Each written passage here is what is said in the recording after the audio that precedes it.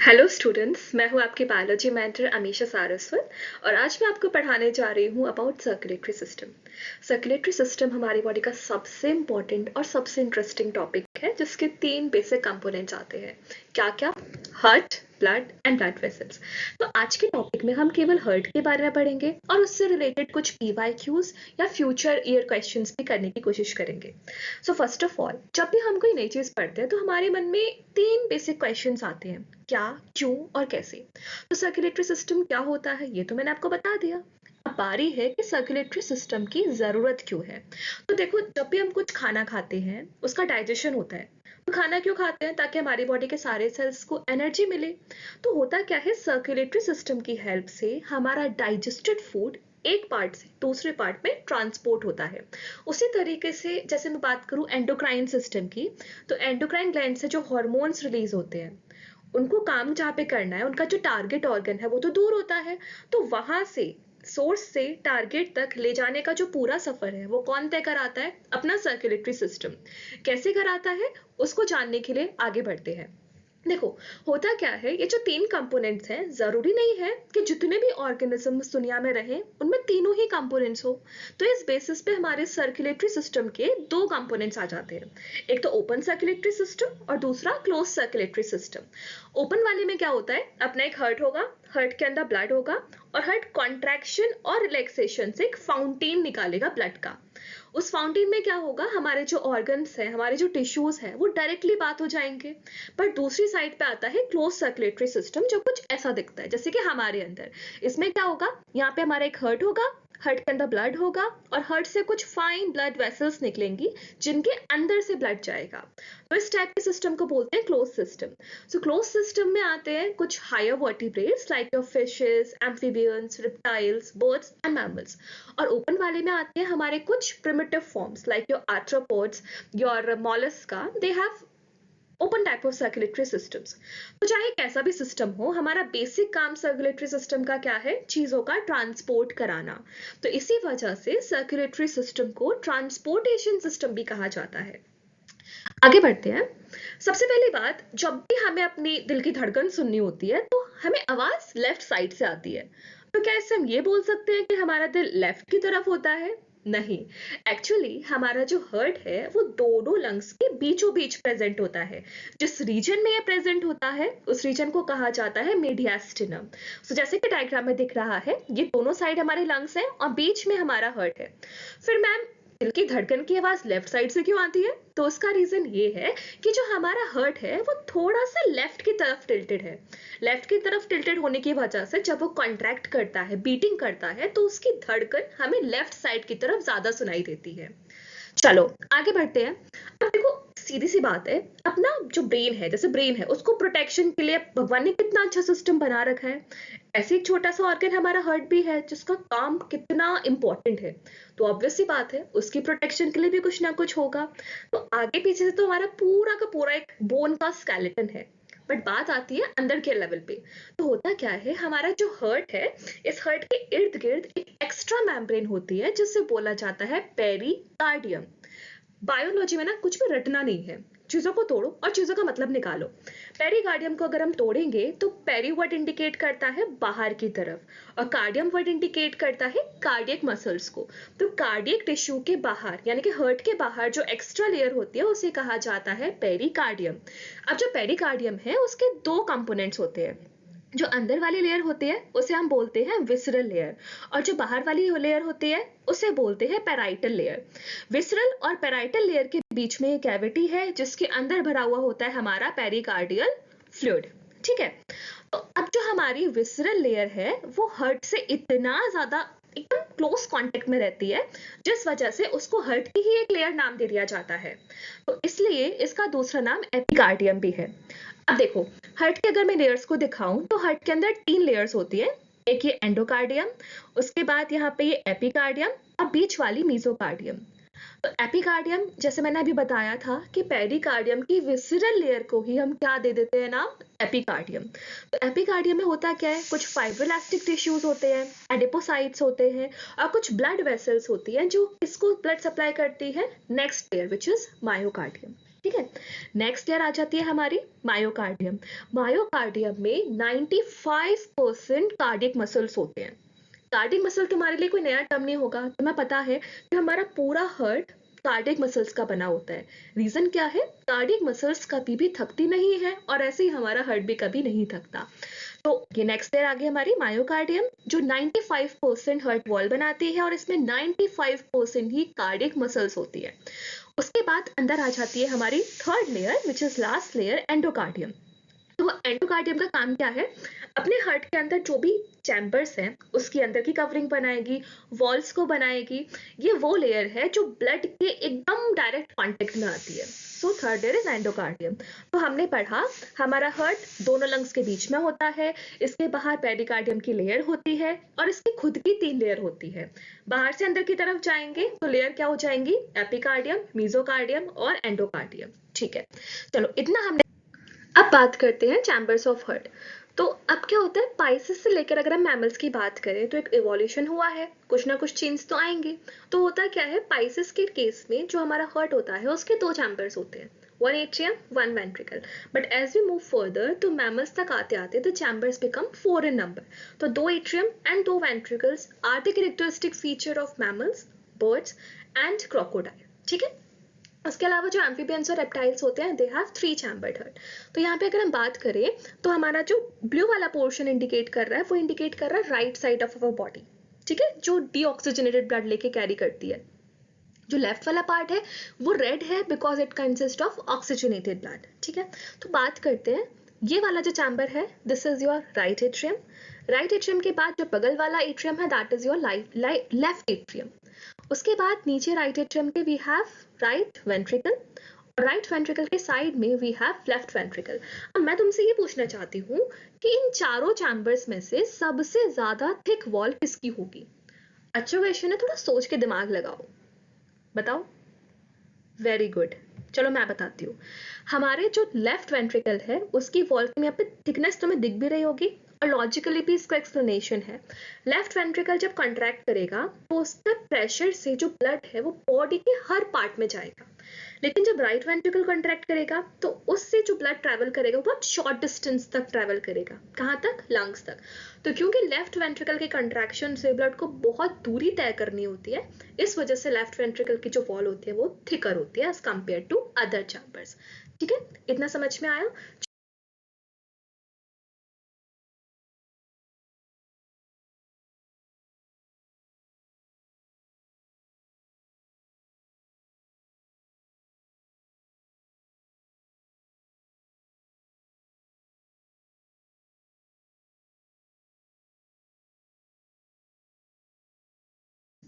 तो चैम्बर्स के बाद अब बात करते हैं हार्ट की वॉल्व्स की।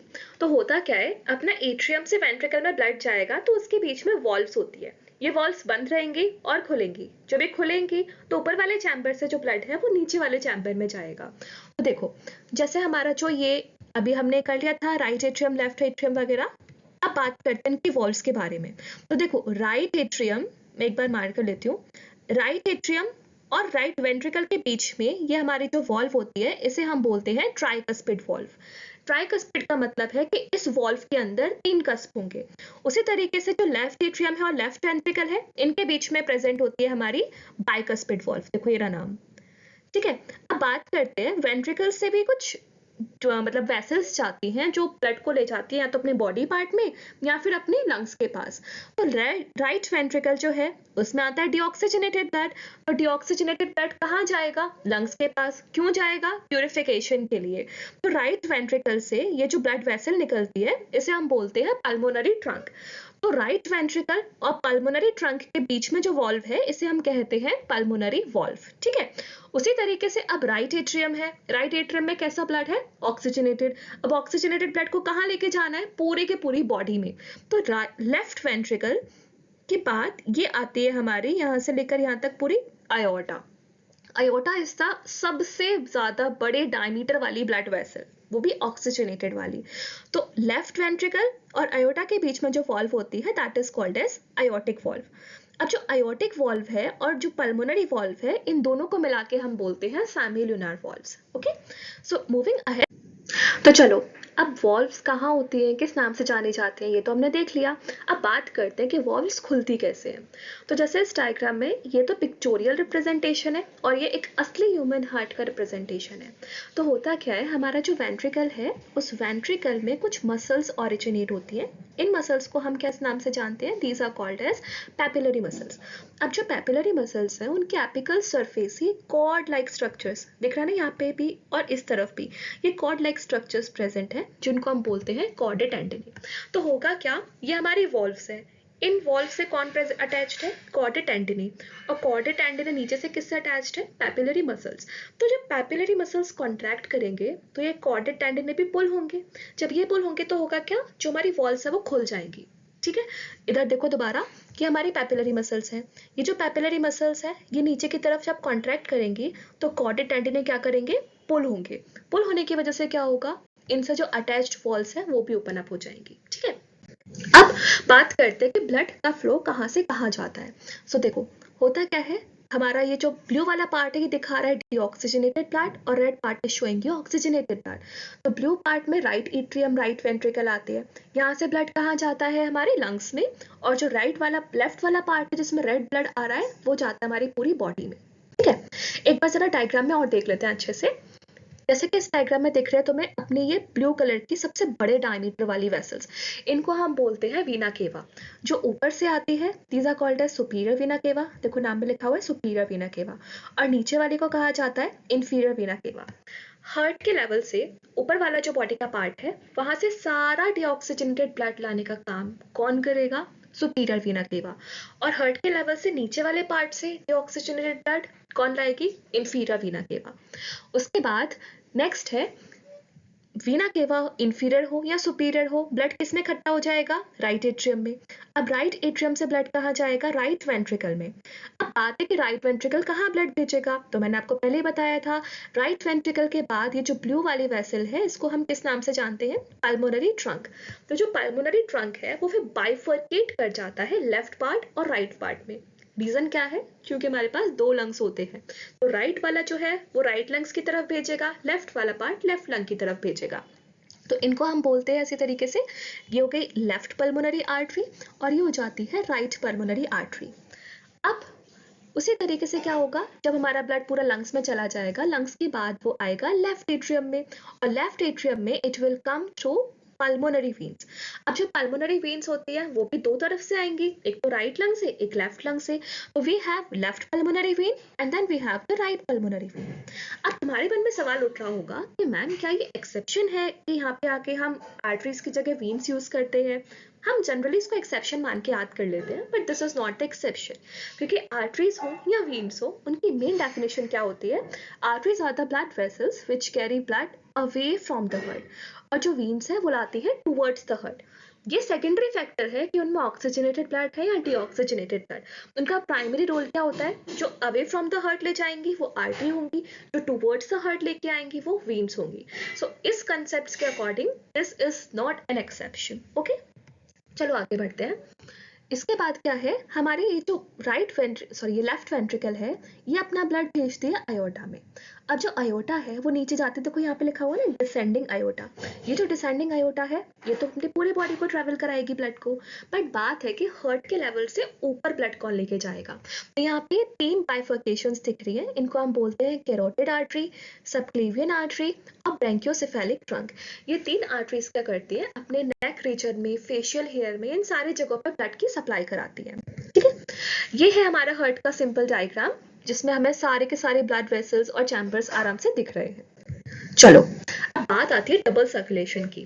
तो जैसे चैम्बर्स में ग्रेडेशन आ रहा है वैसे सर्कुलेटिंग पैटर्न्स में भी ग्रेडेशन आता है। तो पाइसेस से लेकर के अपने रेप्टाइल्स तक जनरली कैसा होता है, सिस्टम में थोड़ा बदलाव आते हैं। अगर बात करें पाइसेस की तो वहां पे क्या होता है, सिंगल सर्कुलेशन। सिंगल सर्कुलेशन का मतलब होता है कि हमारे हार्ट से ब्लड केवल एक बार पास करेगा। वहीं हम बात करें अगर डबल सर्कुलेशन की तो इसका मतलब है कि हमारे हार्ट से ब्लड दो बार पास करेगा। अब वो दो बार पास कैसे करेगा वो इस डायग्राम में देखते हैं। देखो होता क्या है, मान लो मैं अभी ब्लू वाला चैम्बर लेके चलती हूँ, तो अपनी पूरी बॉडी से ये ब्लू वाली वेसल्स क्या लेके आई है, डीऑक्सीजनेटेड ब्लड। तो इस बार अपना हार्ट में एक बार ब्लड आ गया। अब ये जाएगा यहाँ से लंग्स के पास, किस चीज के लिए? प्यूरिफाई होने के लिए। अब लंग्स से वापस ये कहाँ पे लौट के आएगा? एट्रियम में। तो हार्ट से ब्लड कितनी बार पास हुआ टोटल? 2 बार।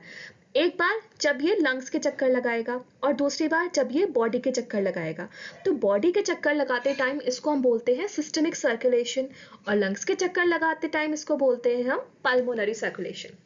तो अगर मैं चैम्बर से रिलेटेड बात करूं तो मैं बोल सकती हूँ कि राइट एट्रियम मतलब पल्मोनरी सर्कुलेशन का पाथवे क्या होगा? Right atrium, right ventricle, pulmonary Trunks, फिर उसके बाद लंग्स में चला जाएगा। वही सिस्टमिक सर्कुलेशन की बात करूँ तो left atrium, left ventricle, iota, फिर पूरी बॉडी। ठीक है, तो इस तरीके से हमारा डबल सर्कुलेशन बनता है जिसमें 2 कंपोनेंट्स होते हैं, पल्मोनरी और systemic. Pulmonary is for lungs, systemic is for body. चलो अभी क्वेश्चन करो, this is a PYQ। Which of the following path is correct for systemic circulation? देखो सिस्टमिक पूछा है और सिस्टमिक का मतलब होता है बॉडी। तो क्या ये बात हो सकती है लेफ्ट वेंट्रिकल, आयोटा, लंग्स, फिर लेफ्ट ऑरिकल, या फिर होगा left ventricle, aorta, body tissue, veins? चलो थोड़ा सोचो और मुझे बताओ कि कौन सा ऑप्शन होगा। तो देखो पहले वाले ऑप्शन में क्या बन रहा है, यहाँ पे हमारा जो लंग्स है, लंग्स में तो नहीं जाता सिस्टमिक वाले में, तो ये वाला ऑप्शन तो गलत हो गया। चलो दूसरा वाला देखते हैं। यहाँ पे क्या है? Left ventricle, aorta, body tissue, veins, right atrium. ये तो हमें सही लग रहा है। चलो तुम्हारी संतुष्टि के लिए एक बार थर्ड और फोर्थ भी देख लेते हैं। तो इसमें क्या है? Right ventricle, pulmonary artery. Pulmonary artery से तो नहीं जाता, ना ही वो राइट वेंट्रिकल से जाता।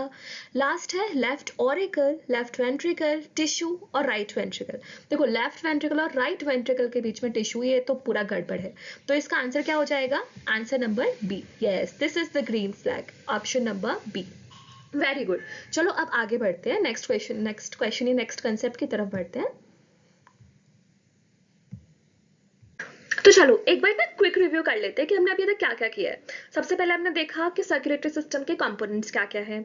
फिर हमने देखा कि एक ओपन टाइप का होता है और एक क्लोज टाइप का होता है। फिर हमने देखा कि हार्ट की लोकेशन क्या है, हार्ट को प्रोटेक्शन कौन सी कवरिंग कराती है, हार्ट की खुद की लेयर्स के क्या क्या नाम है, हार्ट में कितने चैम्बर्स हैं, कितनी ब्लड वेसल्स, ये सारी सारी चीज हमने कवर कर ली है। तो चलो अब बात करते हैं कि हार्ट काम कैसे करता है। इस चीज का जवाब केवल एक ही कंसेप्ट देगा और that is conduction system. Conduction system में क्या होता है?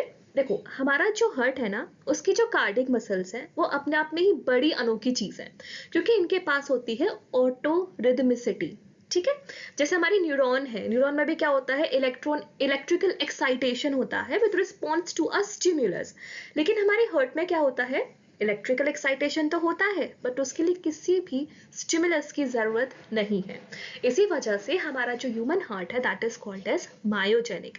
मायोजेनिक हार्ट का मतलब क्या होता है? यहाँ पे हार्ट जो है वो खुद ही से बीटिंग को इनिशिएट करता है और मेंटेन करता है। ठीक है, अब तुम्हारे मन में सवाल उठ रहा होगा कि मैम कभी कभी फिर ऐसा क्यों होता है कि अचानक से धक धक तेज हो जाती है या हार्ट बीट स्लो डाउन हो जाती है? उसका जवाब भी मैं दूंगी, बस थोड़ा सा रुक जाओ। देखो होता क्या है, अपने है ना हार्ट के अंदर कुछ नोडल टिश्यूज होते हैं। नोडल टिश्यूज कुछ नहीं होती, बस कार्डियक मसल्स की थोड़ी मॉडिफिकेशंस होती हैं। तो नोडल टिश्यू में सबसे पहले जो हमारा नोडल टिश्यू आता है that is called as SA node. हाँ, ऐसे नोड को हम बोलते हैं पेसमेकर। अगर ऐसे नोड नहीं होगा ना तो भाई मामला गड़बड़ है बिल्कुल। तो बात करते हैं ऐसे नोड होता कहाँ है। तो ऐसे नोड है हमारा जो सुपीरियर वीना केवा है, राइट एट्रियम में सुपीरियर वीना केवा, उसके नीचे। तो हो गया का, ऐसे नोड एक नोडल टिश्यू है, उसके बाद नेक्स्ट नोडल टिश्यू आता है एवी नोड। तो ऐसे नोड से एवी नोड के पास सिग्नल जाएगा। ये दोनों के दोनों नोड्स कहाँ प्रेजेंट है? एट्रियम में। तो जब ऐसे नोड से सिग्नल एवी नोड पे जाएगा तो उस टाइम पे दोनों एट्रियम्स कॉन्ट्रैक्ट करेंगे। ठीक है, एक फंडा में हमेशा याद रखना है कि कॉन्ट्रैक्शन हो या रिलैक्सेशन हो, दोनों सेम चैम्बर्स का एक ही साथ होगा। मतलब अगर मैं बोल रही हूँ कि ऐसे नोड से एवी नोड के टाइम एट्रियम कॉन्ट्रैक्ट करेगा तो that is applicable to both the atriums simultaneously. ठीक है, अब क्या होता है आगे, ये जाता है नेक्स्ट पार्ट में। इस टाइम पे देखो मैंने बता दिया एट्रियल कॉन्ट्रैक्शन होगा।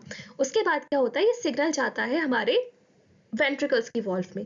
तो वेंट्रिकल के वॉल्व में सबसे पहला कंपोनेंट आता है, let me take the marker, this is the bundle of His. Bundle of His के आगे जाके 2 ब्रांचेस निकलते हैं, these are called as left and right bundle branches. अभी लेफ्ट और राइट बंडल ब्रांचेस हैं, इनके छोटे छोटे छोटे एक्सटेंशंस निकलते हैं जो पूरे वेंट्रिकल को एकदम सराउंड कर लेते हैं। These are called as Purkinje fibre. अब मैं यहाँ पे तुमसे एक सवाल पूछती हूँ, एक वर्ड होता है पुरकिंचे फाइबर और एक वर्ड होता है पुरकिंचे सेल। सुना तो होगा। दोनों में डिफरेंस क्या है बताओ? चलो मैं बताती हूँ। पुरकिंजे फाइबर्स हमारे हार्ट में प्रेजेंट होते हैं और पुरकिंजे सेल्स हमारे ब्रेन में प्रेजेंट होते हैं, ठीक है, सेरिबैलम में। चलो, हमने यहाँ पे देखा कंडक्शन सिस्टम में क्या है, एक तो पेसमेकर, पेसमेकर का नाम एसए नोड, पेसमेकर से सिग्नल किसके पास जाएगा? एवी नोड, एवी नोड से किसके पास जाएगा? Bundle of His, bundle of हिस से लेफ्ट राइट बंडल ब्रांचेस और उसके बाद पूरे वेंट्रिकल्स की वॉल्व में थ्रू पुरकिंजे फाइबर्स, ठीक है। वेंट्रिकल का कॉन्ट्रैक्शन कब होगा? जब सिग्नल कहाँ जाएगा? पुरकिंजे फाइबर्स पे। एट्रियम का कॉन्ट्रैक्शन कब होगा? जब सिग्नल कहाँ जाएगा? एसए नोड से एवी नोड तक। Very very very good. चलो आगे बढ़, चलो अब कंडक्शन सिस्टम से रिलेटेड कुछ क्वेश्चंस करते हैं। Now the first question is a patch of nodal tissue responsible for initiating rhythmic contractile activity of heart is present in। देखो क्वेश्चन पढ़ के में समझ में आ जाना चाहिए कि इनिशिएटिंग वर्ड से किसकी ओर इशारे कर रहा है। This is talking about your SA node, ठीक है। So the question wants to know the location of SA node. तो पीछे हमने पढ़ा था जहाँ पे सुपीरियर वीना केवा एंटर करती है राइट एट्रियम में, बिल्कुल उसी लोकेशन पे क्या प्रेजेंट होता है? हमारा एसए नोड। तो देख लेते हैं अब ऑप्शन क्या होगा। Left ventricle, this is wrong, right atrium सही है और अपर राइट कॉर्नर भी सही है। So very good, the answer is option number 2, this is present in upper right corner of right atrium. Good. Now the next question is SAN is responsible for, SAN is your SA node which is sinoatrial node. So it is responsible for initiating and maintaining contractile ability या initiating and maintaining rhythmic contractile activity। देखो पहले option और दूसरे option में क्या difference है? यहाँ पे रैंडम की बात कर रहा है और यहाँ पे रिदमिक की बात कर रहा है। तो इतना तो हमें पता है कि हमारी जो हार्ट बीट होती है this is a rhythmic activity जो अपने आप को कितनी बार रिपीट करती है? 70 to 75 टाइम्स। तो ये वाला जो वर्ड है रैंडम, इसकी वजह से फर्स्ट ऑप्शन गया। चलो दूसरा, थर्ड ऑप्शन में भी रैंडम वर्ड है, this is also wrong. Now fourth option में रिदमिक वर्ड तो सही है बट यहाँ पे ये बोल रहा है इनिशिएटिंग और यहाँ पे ये बोल रहा है initiating and maintaining.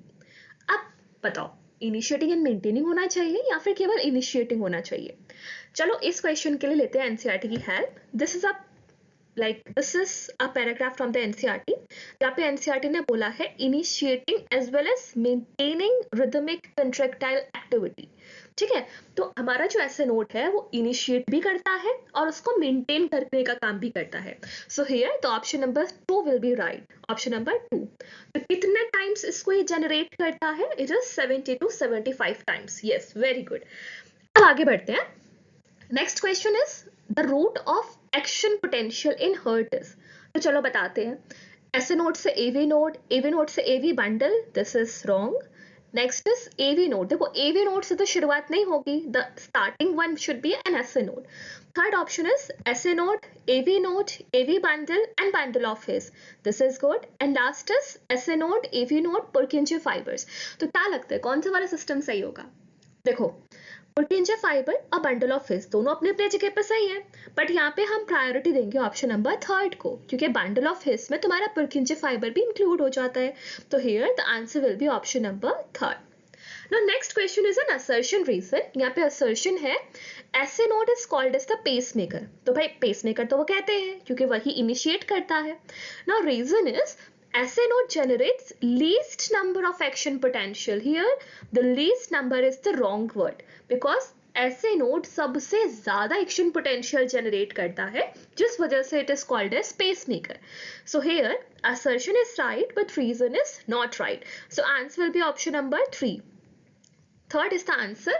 SA node is pacemaker but वो least number नहीं maximum number जनरेट करता है।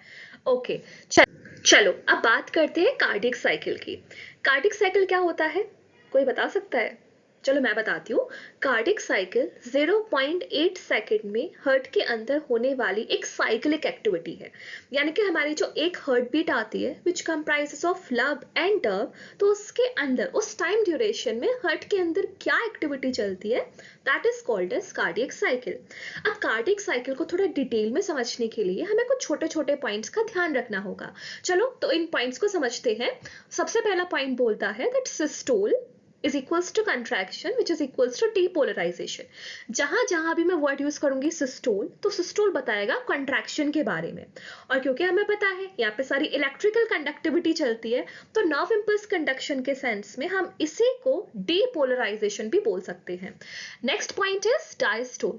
डायस्टोल क्या इंडिकेट करता है? रिलैक्सेशन, और रिलैक्सेशन को हम बोल सकते हैं रीपोलराइजेशन। ठीक है, systole contraction, depolarisation, diastole relaxation और repolarisation. Now third is pressure is inversely proportional to volume. ये तो एक ऐसा लॉ है जो हमने केमिस्ट्री में भी पढ़ा हुआ है। जब प्रेशर बढ़ेगा तो वॉल्यूम घटेगा, जब वॉल्यूम बढ़ेगा तो प्रेशर घटेगा। नेक्स्ट इज जब भी किसी चैम्बर का प्रेशर नीचे गिरता है तो उसके आगे जो वॉल्व होती है वो अपने आप ही बंद हो जाती है। मेरी बात दोबारा ध्यान से सुनना। सपोज करो ऊपर एट्रियम है, नीचे वेंट्रिकल है। जब एट्रियम में प्रेशर बहुत ज्यादा होगा तो वो नीचे धक्का लगाएगी वॉल्व्स को खोलने के लिए और वॉल्व्स खुल जाएंगे।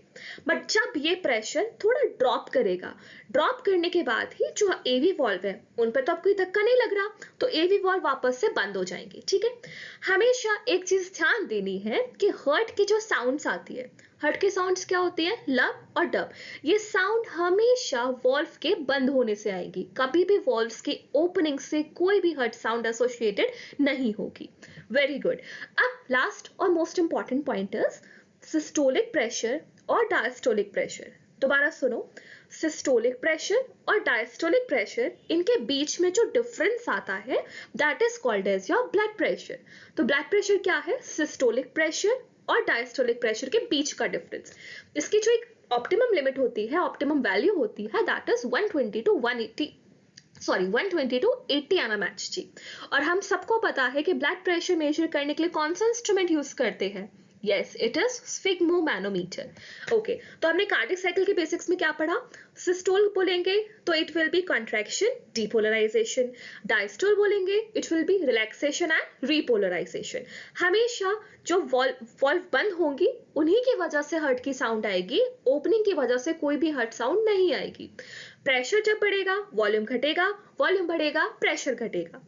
और लास्ट चीज, सिस्टोलिक और डायस्टोलिक प्रेशर के बीच का जो डिफरेंस आता है that gives you the estimate of blood pressure. और ब्लड प्रेशर को मेजर करते हैं हम with the help of sphygmomanometer. चलो, इतने बेसिक्स हमने पढ़ लिए, अब हम थोड़ा सा कार्डियक साइकिल को और डिटेल में समझते हैं। नेक्स्ट इज, चलो इससे पढ़ ले, हम एक क्वेश्चन भी पढ़ लेते। चलो, difference between systolic and diastolic pressure is called as. Very good, जल्दी से आंसर बता दो इस चीज का, ये तो बहुत इजी क्वेश्चन है। Yes yes yes, is it blood pressure? Yes, it is blood pressure. तो फिर पल्स प्रेशर क्या होता है, कार्डिक आउटपुट क्या होता है, पल्स क्या होता है, इसको जानने के लिए आगे की बात करते हैं। चलो, नेक्स्ट इज मूविंग ऑन। देखो, कार्डिक साइकिल है ना, मैंने तुम्हें बता दिया, एक हार्ट बीट में होने वाला साइक्लिक इवेंट। इसकी ड्यूरेशन होती है 0.8 सेकेंड्स की। तो ये 0.8 सेकेंड्स की ड्यूरेशन इतनी सिंपल नहीं होती।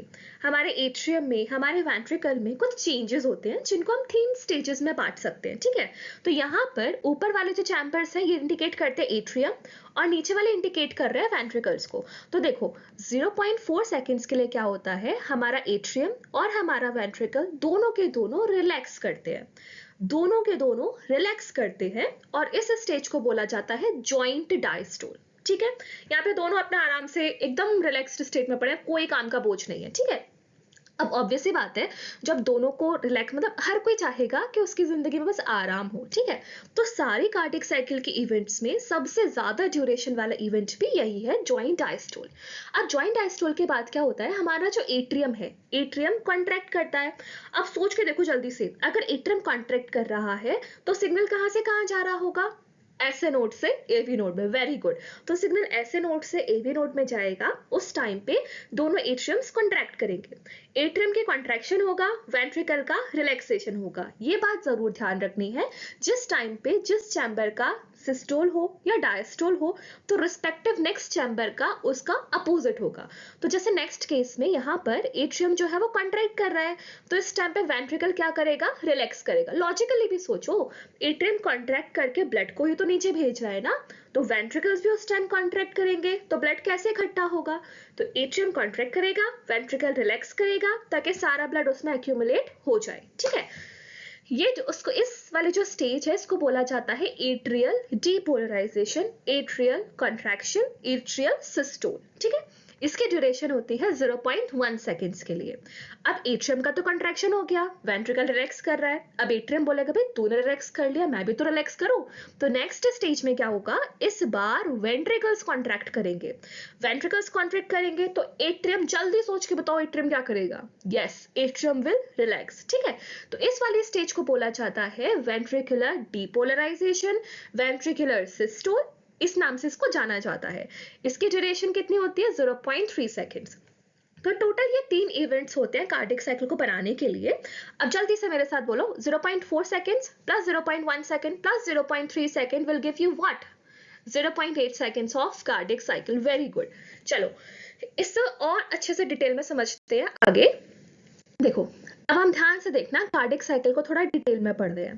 तो पहली बात, जैसे मैंने तुम्हें बता दिया कि कार्डियक साइकिल कितने टाइम की होती है, 0.8 सेकेंड्स के लिए, जिसमें पहली स्टेज तो जॉइंट डायस्टोल थी, बट हम स्टार्ट करते हैं एट्रियम के कॉन्ट्रैक्शन से। So here we will be dealing with atrial contraction, systole या फिर डीपोलराइजेशन। ठीक है, अब सोचो, सब भूल जाओ, आंख बंद करो, बस मेरी बात सुनो। एट्रियम कॉन्ट्रैक्ट करेगा, उस टाइम पे वेंट्रिकल्स रिलैक्स करेगा। एट्रियम के कॉन्ट्रैक्शन के लिए सिग्नल कहाँ से मिलेगा, ऐसे नोड से। जब वो सिग्नल ए बी नोड पे जाएगा, क्या एक बार में एक एट्रियम कॉन्ट्रैक्ट करेगा, नो मैम, एक बार में दोनों एट्रियम साथ में कॉन्ट्रैक्ट करेंगे। और दूसरी बार क्या होगा, दोनों वेंट्रिकल साथ में रिलैक्स करेंगे। इतनी बात क्लियर है, तो एट्रियल डिपोलराइजेशन क्लियर है। ठीक है, अब ध्यान से सुनो, होता क्या है, नॉर्मली भी एट्रियम से ब्लड ऐसे लीक करते करते वेंट्रिकल्स में चला जाता है, लेकिन जब एट्रियम को सिग्नल मिलता है कॉन्ट्रैक्शन का, तो उस दौरान जो वेंट्रिकल की फिलिंग है ब्लड से, वो 30% इंक्रीज हो जाती है। दोबारा सुनो, कितना परसेंट इंक्रीज करती है, 30% की इंक्रीमेंट होती है वेंट्रिकल्स की फिलिंग में। इतना सुन लिया, अब आगे देखो। देखो ये हमारा ऐसे नोड से, यहाँ पे देखो मैंने बनाया, ये ऐसे नोड से सिग्नल ओरिजिनेट हुआ। ये सिग्नल कहाँ जाएगा, एवी नोड पे। अब देखो, जब भी कार्डियक साइकिल की जो भी इवेंट होगी, जो भी उसके अंदर एक्टिविटी होगी, वो हम पैरेलली पढ़ सकते हैं ईसीजी से। अब ईसीजी क्या है, तो मैं देखा होगा ना कभी टीवी में, P P P P P P P P आवाज आती है, ऑपरेशन थिएटर में मशीन चलाई जाती है, वो क्या होती है हमारी, वो ईसीजी होती है। वो हमारी पूरे हार्ट की एक्टिविटी को बताती है। ईसीजी की फुल फॉर्म है इलेक्ट्रोकार्डियोग्राम, जो हमारी P Q R S T इस तरीके से वेव्स होती है। तो देखो ईसीजी की जो शुरुआत होती है वो होती है पी वेव से। तो जब हमारा ऐसे नोड में या भी ऐसे नोड में एक्शन पोटेंशियल जनरेट होगा, उस टाइम पे ही ईसीजी की क्या होगी, शुरुआत। तो उस टाइम पे क्या हो जाएगा, हमारा पी वेव स्टार्ट हो जाएगी। ये देखो जैसे डायग्राम में दिख रहा है, पी वेव विल स्टार्ट। चलो आगे बढ़ते हैं। अब ये सिग्नल गया ऐसे नोड से एवी नोड के पास, तो अब क्या होगा, ऐसे नोड से एवी नोड में सिग्नल जाने के साथ ही एट्रियम्स का होगा कॉन्ट्रैक्शन। ये देखो, अब यहाँ पे कंफ्यूज बिल्कुल भी नहीं होना है, एक एक चीज को अच्छे से ध्यान से समझना है। मैं यहाँ पे इसको रब कर देती हूँ। चलो अब देखो, ये हमारा वेंट्रिकल है, ठीक है, और ऊपर से हमारा एट्रियम आ रहा है। एट्रियम से वेंट्रिकल के अंदर 25 ml ब्लड एंटर करता है। दोबारा सुनो, एट्रियम से वेंट्रिकल के अंदर 25 ml ब्लड एंटर करता है। ठीक है, हमारे वेंट्रिकल में पहले से ही 105 ml ब्लड ऑलरेडी होता है। 105 ml वेंट्रिकल में पहले से ही है, 25 ml ऊपर से डाल दिया, तो टोटल कितना होगा, 130 ml। Total will be 130 ml। अब ध्यान दो, यहाँ पे एक इंपॉर्टेंट टर्मिनोलॉजी आ रही है। ये जो ब्लड है, ये एट्रियम में आ रहा है या वेंट्रिकल में आ रहा है, वेंट्रिकल में आ रहा है। वेंट्रिकल इस टाइम पे कॉन्ट्रैक्ट कर रहा है, रिलैक्स कर रहा है, सिस्टोल कर रहा है, डायस्टोल कर रहा है, डायस्टोल कर रहा है। तो क्योंकि ये वॉल्यूम है विद रिस्पेक्ट टू वेंट्रिकल, इस वजह से इसको हम क्या नाम देते हैं, this is called as end diastolic volume. दोबारा बोलो, this is called as end diastolic volume. Very good. तो कभी अगर मैं तुमसे पूछूं एंड डायस्टोलिक वॉल्यूम की वैल्यू कितनी होती है, तो धड़ल्ले से आंसर आना चाहिए, इट इज 130 ml। कैसे 130, 105 plus 25 will give you 130 ml। इतना क्लियर है, बिल्कुल। चलो आगे बढ़ते हैं। अब क्या होगा, एट्रियम ने अपना काम कर दिया, ऐसे नोड से एवी नोड में आ गया, तो पी वेव भी क्या हो जाएगी, कंप्लीट हो जाएगी। तो हमारे ईसीजी में जो ग्राफ है वो इस तरीके से देता है। ये पी वेव की स्टार्टिंग क्या बता रही थी, सिग्नल ऐसे नोड पे, पी वेव की एंडिंग क्या बता रही थी, सिग्नल एवी नोड पे, और ये पूरी की पूरी पी वेव क्या बता रही है, एट्रियम का कंट्रैक्शन। बस इतनी बात समझ में आ गई, वेरी गुड। आगे बढ़ते हैं। एक छोटी सी बात और बता दो, ये कितने ड्यूरेशन के लिए हो रहा है, जल्दी बताओ जल्दी बताओ। Yes, it is for 0.1 seconds. आगे बढ़ते हैं। चलो अब क्या होगा, अभी तक क्या था, एट्रियम ने कॉन्ट्रैक्ट किया, एवी वॉल्स खुलेंगे। क्यों खुलेंगे? क्योंकि ब्लड को वेंट्रिकल में जाना है। अब मैंने बताया था प्रेशर जैसे ही ड्रॉप करेगा, एट्रियम का प्रेशर जैसे ही कम होगा तो वॉल्व बंद होंगी। कौन सी वॉल्व बंद होंगी इस बार? एवी वॉल्व बंद होगी। क्या मैम एक ही होगी? क्या ट्राइकस्पिड होगी? क्या बाइकस्पिड होगी? नो मैम, दोनों वॉल्व साथ में बंद होगी और इनके साथ में बंद होते ही कौन सी साउंड आती है? Very good, love sound. Love sound is your S1 sound. ठीक है, ये आ गई हमारी लव साउंड। देखो, एटीएम का कॉन्ट्रैक्शन कंप्लीट हुआ, एटीएम का प्रेशर डिक्रीज हुआ और एवी वॉल्व बंद हो गई, जिस वजह से क्या आ गई हमारी लव साउंड। आगे बढ़ते हैं। Question, what percent of ventricle filling is achieved by atrial contraction? बिल्कुल डाउट नहीं होना चाहिए इस क्वेश्चन में, इट इज 30%। देखो एनसीईआरटी भी बोलती है, यहाँ पे मैं तुम्हें हाईलाइट करके दिखाती हूँ, तुम लोग नहीं पढ़ते हो एनसीईआरटी ढंग से। देखो यहाँ पे, this increases the flow of blood into the ventricles by 30%। ठीक है, क्लियर है? आगे बढ़ते हैं।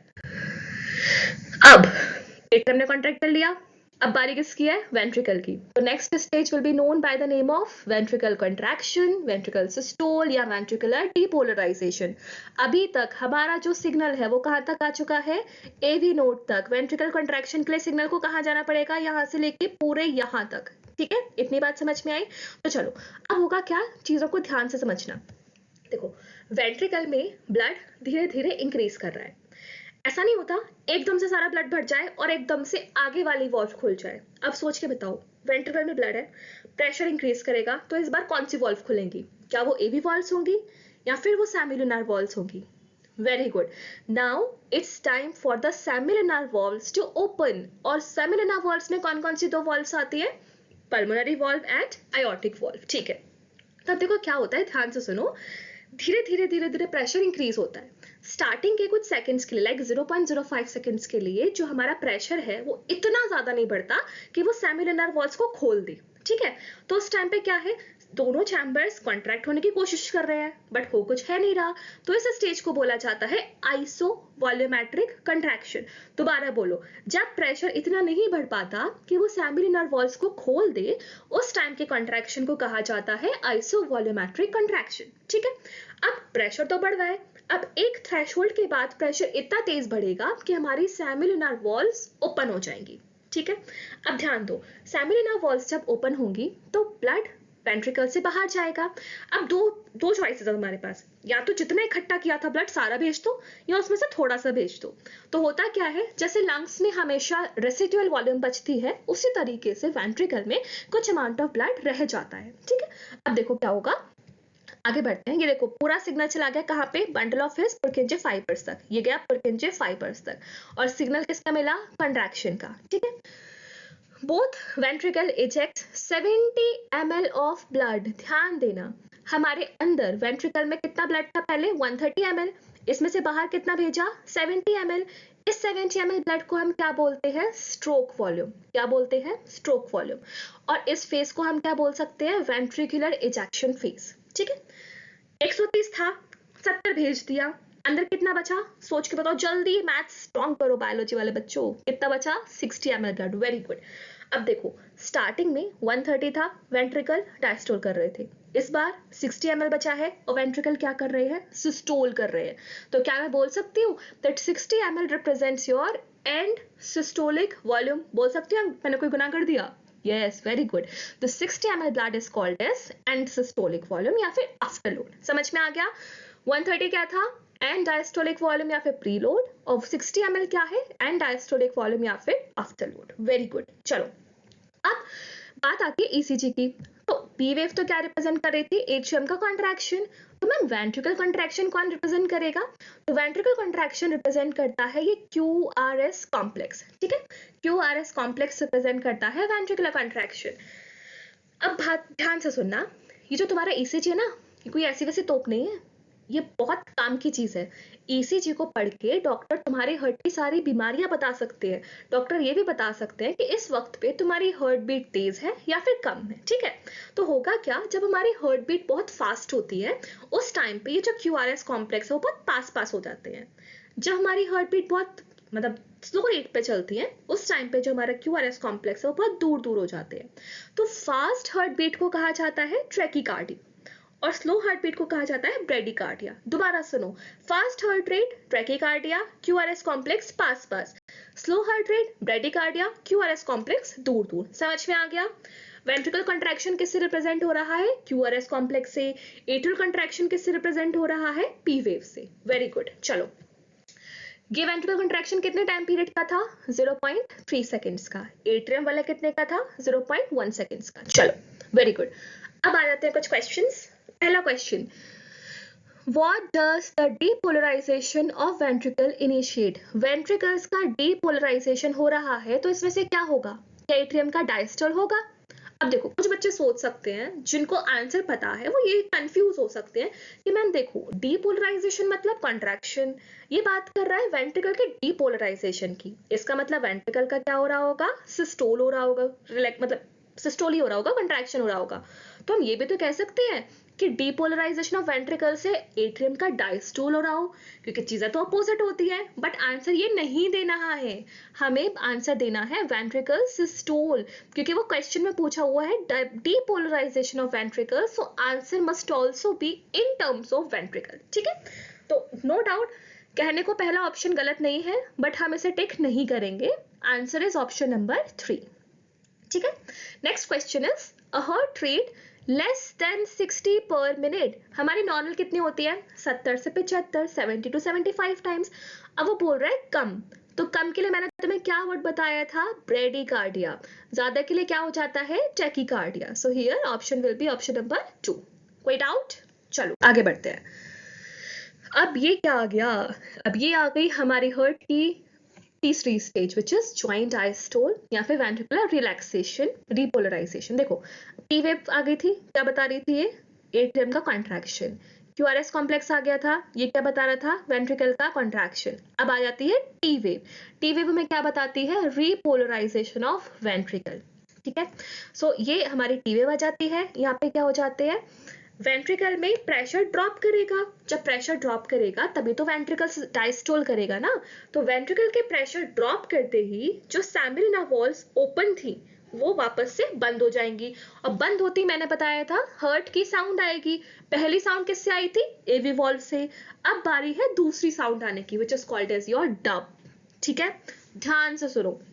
First sound is lub, lub is by the AV valves। ठीक है, second heart sound is dub, dub is due to semilunar valves. ठीक है, सो अब बारी आती है, this creates the heart sound dub which is your second heart sound. ठीक है, तो मुझे उम्मीद है कि तुम्हें कार्डियक साइकिल काफी अच्छे से आ गया। चलो, अब ये बात करते हैं, ये आ गया हमारा आइसोवॉल्यूमेट्रिक रिलैक्सेशन। अब मैम ये क्या चीज होती है? देखो, जैसे हमारा आइसोवॉल्यूमेट्रिक वो था ना कंट्रैक्शन, कि कुछ टाइम के लिए वो थोड़ा टाइम लेता है, सेम उसी तरीके से आइसोवॉल्यूमेट्रिक रिलैक्सेशन है। एकदम से नहीं होता, थोड़े टाइम ड्यूरेशन के लिए होता है। तो जिस टाइम पे वो लोग स्ट्रगल कर रहे होते हैं, सेम उस ड्यूरेशन से कर रहे होते हैं, उसे बोलते हैं आइसोवॉल्यूमेट्रिक रिलैक्सेशन। ठीक है, चलो अब बात करते हैं कार्डियक आउटपुट की। देखो, कार्डियक साइकिल एक बीट में होने वाला सारा का सारा इवेंट, जिसकी ड्यूरेशन है 0.8 सेकेंड्स की। ठीक है, कार्डियक आउटपुट क्या होता है? एक मिनट में तुम्हारे हार्ट से कितना ब्लड बाहर आ रहा है। एक बीट में जब बाहर आता है वो होता है स्ट्रोक वॉल्यूम, एक मिनट में जो आता है वो होता है कार्डियक आउटपुट। ठीक है, तो कार्डियक आउटपुट का फॉर्मूला होता है stroke volume into your heart beats. ठीक है, हार्ट बीट्स तुम्हें पता है, हार्ट रेट तुम्हें पता है, ये बीट्स पर मिनट में होता है, और stroke volume millilitre per beats पे होता है। तो स्ट्रोक वॉल्यूम की वैल्यू कितनी होती है? 70। हार्ट बीट की कितनी होती है? 75। तो कुल मिला के लगभग लगभग तुम्हारा जो हार्ट का कार्डिक आउटपुट है वो आता है 5.25 लीटर पर मिनट। मेरी बात समझ में आ गई? एक बार मैं जल्दी से रिकैप कर देती हूँ। ठीक है, कार्डिक साइकिल 0.8 सेकंड्स की, जिसमें 3 स्टेजेस आती है।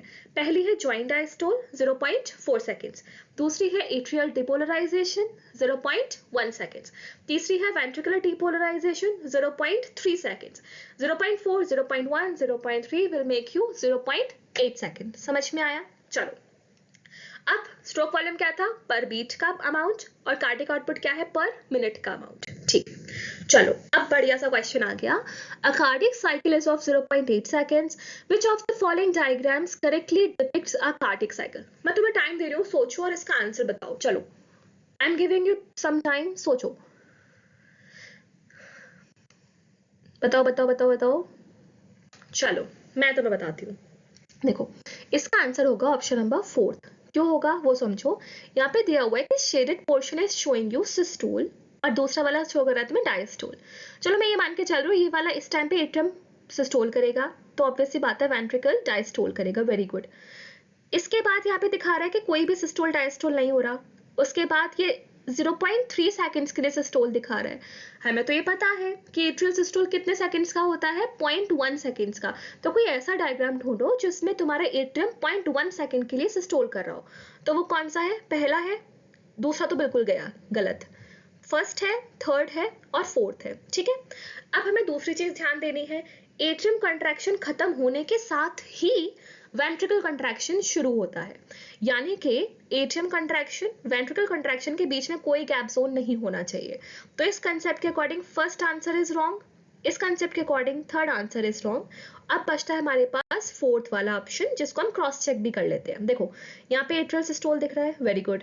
यहाँ पे 0.3 सेकेंड्स का वेंट्रिकुलर सिस्टोल भी दिख रहा है। साथ ही साथ ये देखो यहाँ पे 1 2 3 4 0.4 सेकेंड्स का जॉइंट डायस्टोल भी दिख रहा है। ठीक है, तो आंसर आ जाएगा ऑप्शन नंबर 4। गुड, आगे बढ़ते हैं। ये है हमारा एक assertion reason. Assertion is when ventricle relax, the ventricle pressure falls, causing the closure of semiluna valves. जब ventricle relax करते हैं तो ventricle का pressure गिर जाता है और pressure गिरने की वजह से semiluna valves बंद हो जाती हैं। क्या ये बात ठीक है? बिल्कुल ठीक है। अब ये बोल रहा है semiluna valves prevents the backflow of blood into auricles. क्या ये बात यहाँ पर ठीक है? बिल्कुल नहीं। ये बैकफ्लो बचाते हैं वेंट्रिकल्स के लिए, ऑरिकल्स में नहीं बचाते। ऑरिकल्स के लिए वी हैव एवी वॉल्स। ठीक है, तो इस केस में हमारा ऑप्शन क्या हो जाएगा, option number 3 which is assertion is true but reason is false। चलो नेक्स्ट क्वेश्चन, ये तो तुम्हारी एक मैचिंग है। पी वेव बताओ क्या करती है, पी वेव हमें दिखाती है क्या क्या क्या क्या क्या, बताओ बताओ बताओ। डीपोलराइजेशन ऑफ एटम, तो ए जाएगा 3 से, नो डाउट। क्यूआरएस कॉम्प्लेक्स क्या दिखाता है, depolarization of ventricles. T wave क्या बताता है हमारा, रीपोलराइजेशन ऑफ वेंट्रिकल्स। और टी ये एंड ऑफ टी वेव दिखाता है एंड ऑफ सिस्टोल। ठीक है, तो अब अकॉर्डिंगली हम इसमें मैच कर लेंगे। ए का 3 किस में जा रहा है, ये फोर्थ ऑप्शन में। बी का 1, let's cross check it, B का 1 ठीक है, तो option will be option number 4। Good. हाँ, ये क्वेश्चन बहुत अच्छा है। What would be the heart rate of a person if the cardiac output is 5 ml, blood volume in the ventricle at the end of diastole and at the end of ventricle systole? तो देखो यहाँ पे ना तुम्हें directly stroke volume और heart rate नहीं बताया हुआ, तुम्हें दो चीजें दी हुई है, एंड डायस्टोलिक वॉल्यूम और एंड सिस्टोलिक वॉल्यूम। ठीक है, तो अब कैसे करोगे, तुम्हें पता है कि जो हमारा कार्डिक आउटपुट है वो किसके बराबर होता है, cardiac output is equals to your stroke volume. ये हमने लिखा स्ट्रोक वॉल्यूम इनटू, बताओ जल्दी, ये तो मेरा मार्कर नहीं चल रहा, heart, yes very good, heart rate. तो मैं तुम्हें ऊपर से बताती हूँ। देखो स्ट्रोक वॉल्यूम तुम कैसे निकालोगे, and diastolic minus end systolic. तो यहाँ पे तुम्हें किस में से क्या माइनस करना पड़ेगा, 100 में से जब तुम 50 माइनस करोगे तो your stroke volume will turn out to be 50।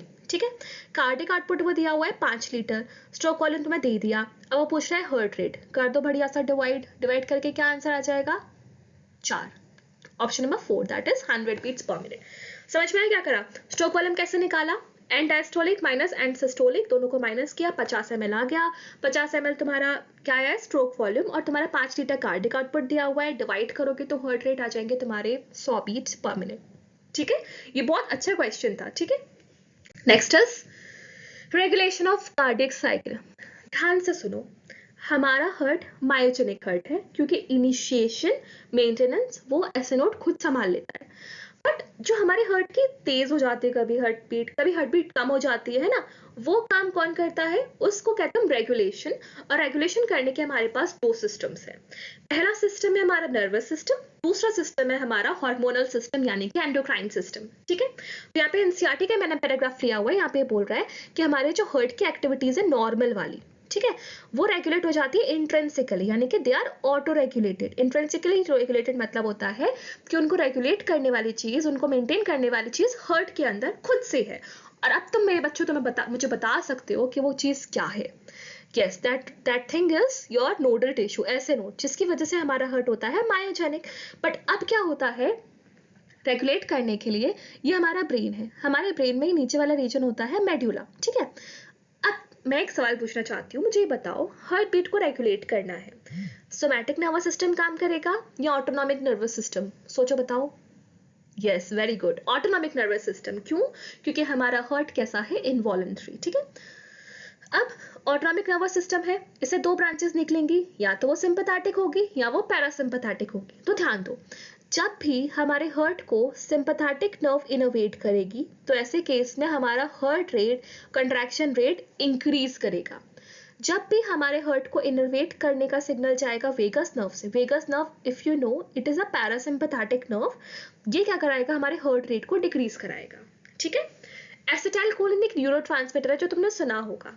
By default it is an excitatory neurotransmitter, लेकिन जब वो वेगस नर्व से निकलता है तो वो बन जाता है इनहिबिटरी। ठीक है, तो सिंपैथेटिक हुआ तो हार्ट रेट इंक्रीज कर जाएगी, वेगस नर्व हुआ, पैरासिम्पैथेटिक हुआ तो हार्ट रेट डिक्रीज कर जाएगा। ठीक है, ये अच्छी बात हो गई। अब बात आती है, ये तो हो गया तुम्हारा नर्वस सिस्टम वाला एस्पेक्ट। बात करते हैं हार्मोनल सिस्टम का। तो हम सबको पता है हमारी किडनी के ऊपर ये जो तो ग्लैंड्स होती है, इनको हम क्या बोलते हैं? Adrenal glands. एड्रिनल ग्लैंड से निकलते हैं तुम्हारे क्या? Adrenal medullary hormones.